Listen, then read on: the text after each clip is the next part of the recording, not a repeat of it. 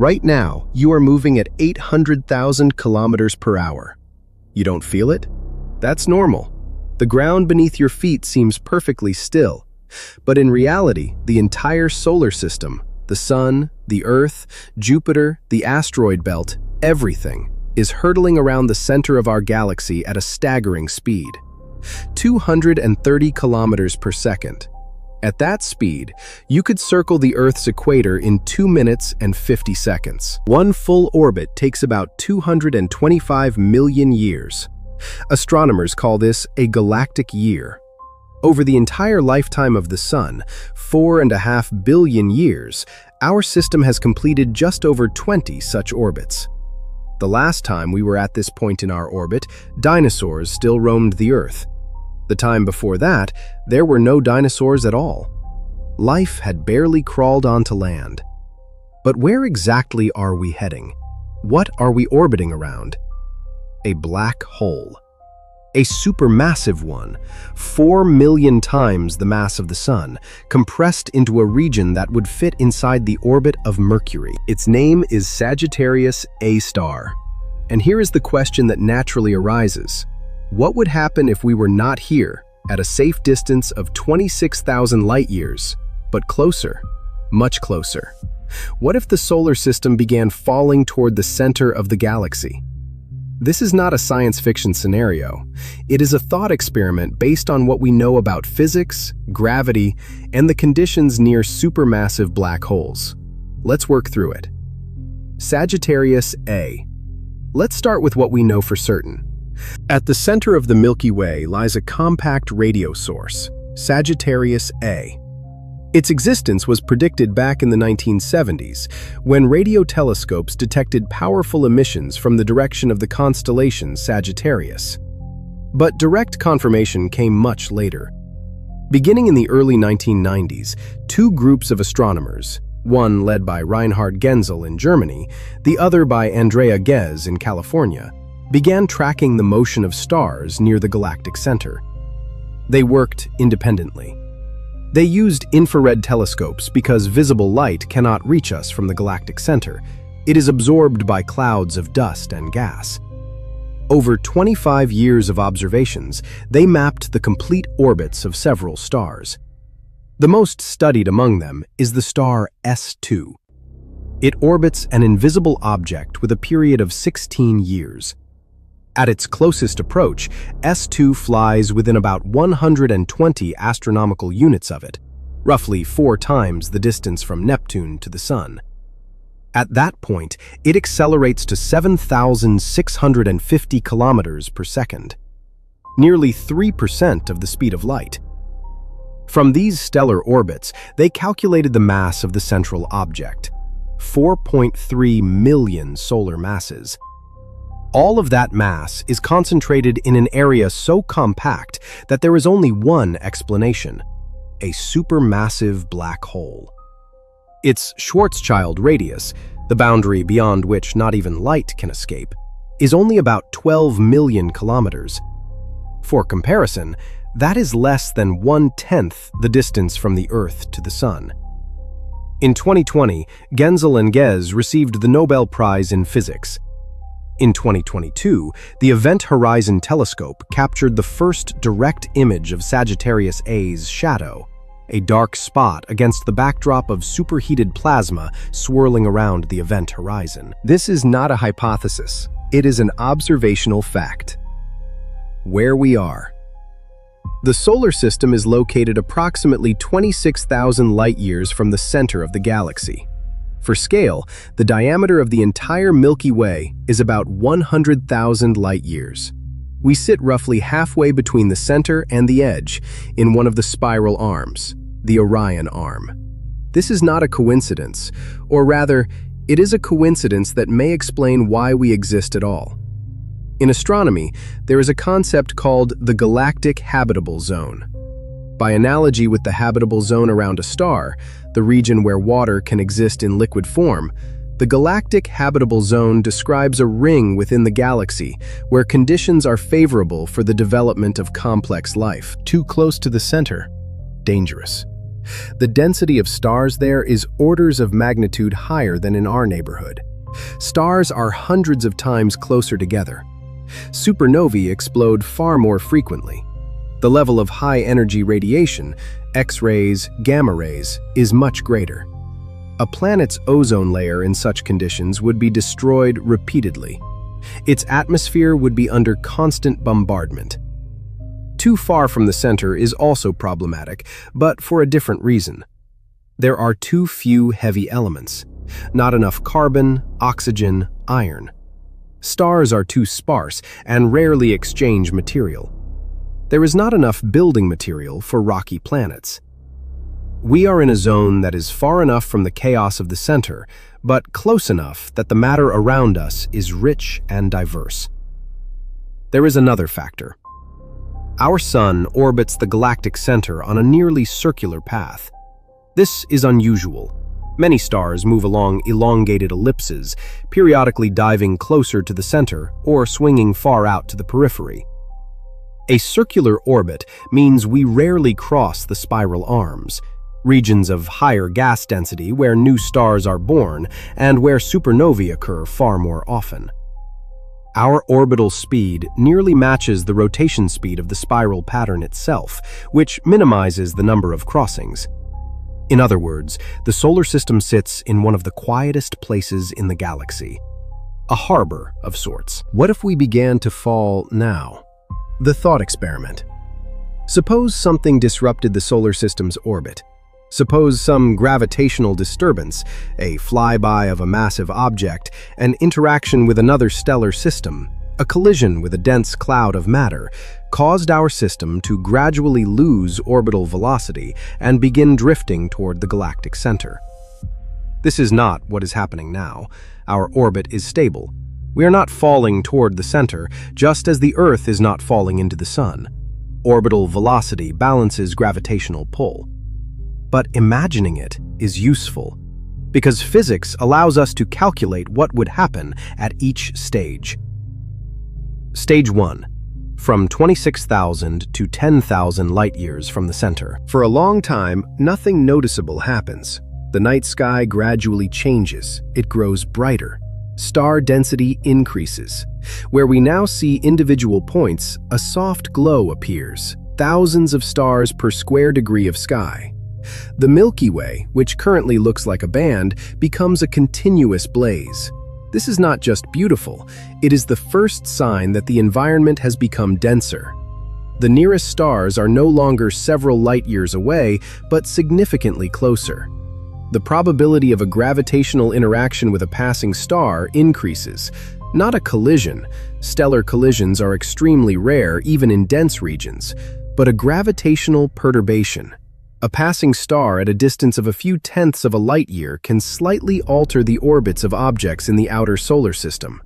The Oort cloud, the vast sphere of icy bodies at the farthest reaches of the Sun's domain, begins receiving gravitational nudges more frequently.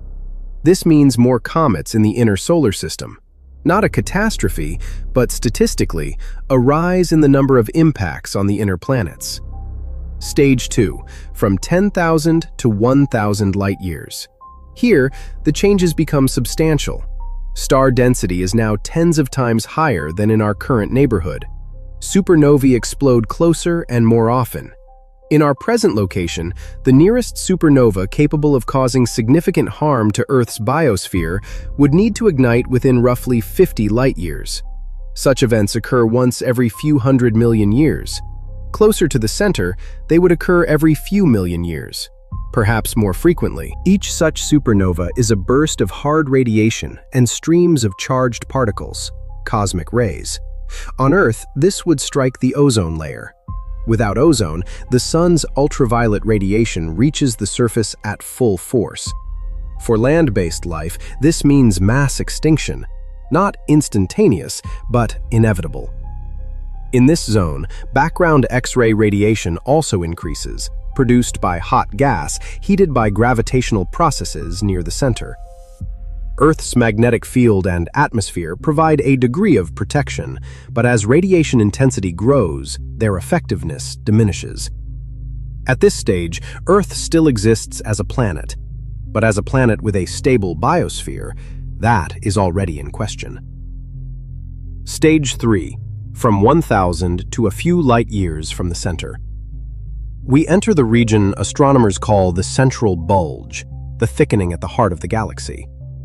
Here, stars are packed so tightly that the night sky glows brighter than the full moon.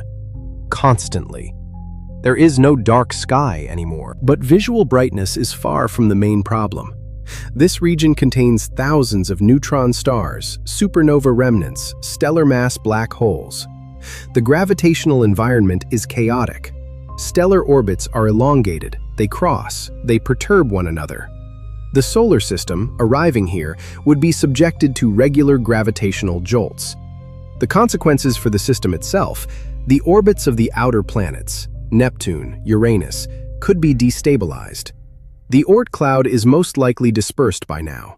The Kuiper belt is in question. The inner planets, Earth, Mars, Venus, are still held by the Sun, but the margin of stability is shrinking. Final stage, a few light years from Sagittarius A. This is where we enter territory for which we have direct observational data. We know what happens near a supermassive black hole because we observe stars that are already there. The stars of the so-called S cluster orbit Sagittarius A star on furious trajectories. S2, the best studied among them, completes a full revolution in 16 years, approaching the black hole to within 120 astronomical units and accelerating to nearly 3% of the speed of light. Its orbit obeys Einstein's general theory of relativity. This has been experimentally confirmed. The orbit is not closed. With each revolution, the ellipse rotates slightly. This is called Schwarzschild precession, one of the effects of space-time curvature near a massive object. There are stars even closer. By some estimates, approaches the black hole to within about 12 to 13 astronomical units, comparable to the distance from the Sun to Saturn. Its speed at closest approach is roughly 8% of the speed of light. If the solar system found itself on an orbit like that of S2, the consequences would be as follows. The black hole's tidal forces would begin acting on the system as a whole. Tidal force is the difference in gravitational pull between the near and far sides of an object. At a distance of 120 astronomical units from an object with a mass of 4 million suns, that difference for something the size of our planetary system is enormous. Planetary orbits would be disrupted. The outer planets would be torn away. For Earth itself as a physical body, at that distance from a supermassive black hole, the direct tidal forces are not yet lethal. This is the paradox of supermassive black holes. They are so massive that the gravitational gradient at the event horizon is significantly gentler than that of smaller, stellar mass black holes. A person crossing the event horizon of Sagittarius A would feel nothing at the moment of crossing. No spaghettification, no stretching into a thin strand, which is inevitable near smaller black holes. This follows from calculations based on the Schwarzschild metric. But that does not mean there are no problems. The environment around Sagittarius A is superheated plasma, streams of charged particles, intense X-ray radiation. Even in its relatively quiet state, and Sagittarius A is considered a quiet black hole compared to the active nuclei of other galaxies, the radiation level here is incomparable to anything life is adapted to. In 2015, Sagittarius A produced an X-ray flare 400 times brighter than usual. In 2019, its brightness surged 75-fold over several hours, likely due to an interaction with a gas cloud or an object passing near the event horizon. For us, at our distance, this is harmless. Up close, it would be catastrophic. Time dilation. There is one more consequence, one you cannot see but which is real. General relativity predicts that time flows more slowly in a strong gravitational field. This is not a metaphor. It is a measurable physical effect. It has been experimentally confirmed. Clocks aboard GPS satellites tick slightly faster than clocks on Earth's surface, and this difference is accounted for in the calculations. Without the correction for time dilation, the navigation system would accumulate errors of kilometers per day. Near Sagittarius A, this effect becomes radical. On S2's orbit, at closest approach to the black hole, gravitational redshift adds the equivalent of 200 kilometers per second to the observed shift in the star's spectrum. That is not the star's actual velocity. It is gravity distorting the light. For a distant observer, time near the black hole runs slower. If Earth found itself on such an orbit, clocks on it would run slower than those of a distant observer. The difference would be small, fractions of a percent, but it would be real and measurable. The closer you get to the event horizon, the stronger the effect. At the horizon itself, from the perspective of an external observer, time stops entirely. A falling object would never cross the horizon. It would slow endlessly and redshift until it became invisible. This, of course, is only from the external observer's point of view. For the object itself, crossing the event horizon happens in finite time. There is simply no way back. How long would the journey take? Suppose the solar system began moving toward the galactic center right now. Not in orbit, straight toward it. The distance is 26,000 light-years. Our current orbital speed is about 230 kilometers per second.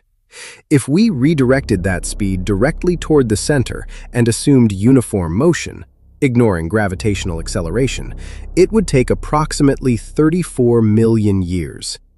34 million years ago, early primates roamed the Earth. The emergence of the genus Homo was still over 30 million years away. In the time it would take to reach the galactic center, evolution could produce more than one civilization. But this is only a rough estimate.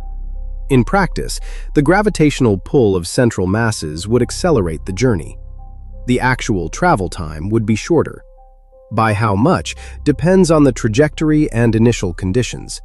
But the order of magnitude is tens of millions of years. For a species that has existed in its current form for a few 100,000 years, this is an inconceivably long span. We would not survive to see it, but the Sun would. It has about 5 billion years left. The question is, what might happen in that time? What we do not know. A few significant things. We do not know the precise mass distribution between us and the galactic center. We know the general picture: stars, gas, dark matter, but the details, the locations of dense clouds, intermediate black holes, invisible objects, are known only approximately. We do not know what exactly happens in the immediate vicinity of Sagittarius A's event horizon. General relativity makes predictions, and so far they are confirmed by observations. But general relativity is an incomplete theory. It is not reconciled with quantum mechanics. What happens at scales where both theories must operate simultaneously is an open question. The physics of the singularity, a point of infinite density at the center of a black hole, is not fully described by any existing theory. We do not know whether there is an intermediate population of black holes between stellar mass ones, a few dozen solar masses, and supermassive ones, millions and billions. If such objects exist along the path toward the center, and some models predict they do, they would add unpredictability to any hypothetical scenario. Why this matters? The thought experiment, what if we ended up at the center of the galaxy, is not an exercise in fear. It is a way to understand what our place in the universe means, because the answer that all calculations and observations lead to is unexpectedly specific. We are exactly where we need to be. Not too close to the center, otherwise radiation and gravitational chaos would not have allowed life to develop. Not too far, otherwise there would not have been enough heavy elements. On a nearly circular orbit, so as not to plunge through the spiral arms. In an era when Sagittarius A star is relatively quiet, unlike the active nuclei of other galaxies, where black holes consume matter in colossal quantities and launch relativistic jets spanning thousands of light-years. This does not mean someone placed us here. It means that out of all possible locations in the galaxy, complex life could arise and persist only within a narrow range of conditions. And we are within that range. It is not a miracle. It is observational selection. We observe ourselves in the place where observation is possible, but realizing just how narrow this corridor of safety is, that in itself is an important result. Summary. Here is what we know. At the center of our galaxy lies a supermassive black hole with a mass of 4 million suns. We orbit it at a distance of 26,000 light-years at a speed of 230 kilometers per second. Our orbit is stable. We are not approaching the center, but if we were, we would pass through a sequential degradation of conditions. First, an increase in comets, then rising radiation from supernovae, then gravitational destabilization of the outer solar system, and finally, the destruction of the system as a whole and the annihilation of any biology by the intense radiation of the accretion environment. And yet, the black hole itself is a surprisingly compact object. It does not suck things in. It attracts, like any massive body. If the Sun were suddenly replaced by a black hole of the same mass, the Earth would continue orbiting on the same path. It would simply go dark and cold. Sagittarius A is silent. It barely consumes anything. Less than 1% of matter entering its gravitational field reaches the event horizon. The rest is ejected. This is an unusually quiet black hole, but it is there. 4 million suns in the dark, and we circle around it. 225 million years per orbit, without pause. The next time we arrive at this same point in our orbit, humanity in its current form will most likely be gone. The Earth may still be orbiting the Sun, but who will be looking at the sky? That is unknown. And the black hole will still be there. It is in no hurry. Subscribe and write comments. What do you think about that? And we don't say goodbye.